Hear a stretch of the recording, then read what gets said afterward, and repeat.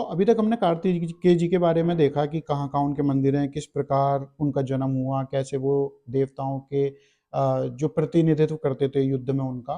एक उनके बारे में एक छोटी-सी चीज़ और है, उनका वाहन और उनका प्रतीक।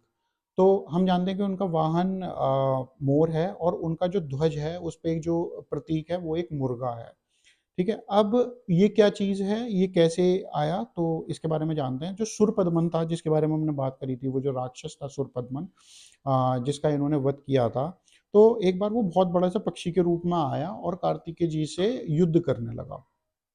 अब ये देख के इंद्र ने कार्तिकेय जी की रक्षा के लिए और उनको एक्चुअली सपोर्ट करने के लिए एक सॉरी मोर जो है वो भेजा कि आप इस पक्षी का यूज़ करो और इससे सुरपदमन से युद्ध करो।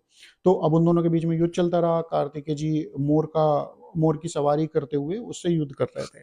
अल्टीमेटली उन्होंने सुरपदमन पे आक्रमण किया, जिससे वो घायल होकर जमीन पे गिर पड़ा और अचानक उसका कुछ हृदय परिवर्तन हुआ। तो उसने कहा कि हे कार्तिकेय, मुझे अपनी शरण में ही रखिए। तो इस प्रकार कार्तिकेय जी ने उसे स्वीकार किया।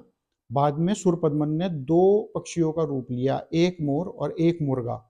तो मोर तो था जो कार्तिकेय जी का वाहन बना और जो मुर्गा था, इसको उनका प्रतीक माना जाता है। तो जो लॉर्ड मुर्गा भी बोलते हैं, मुरुगन, तो ये जो मुर्गा, मुरुगन जो है वो वहाँ से भी एक शब्द है जो आया हुआ है। इस प्रकार कार्तिकेय जी का वाहन और प्रतीक, ये दोनों चीज़ें निश्चित हुई, मोर और मुर्गा।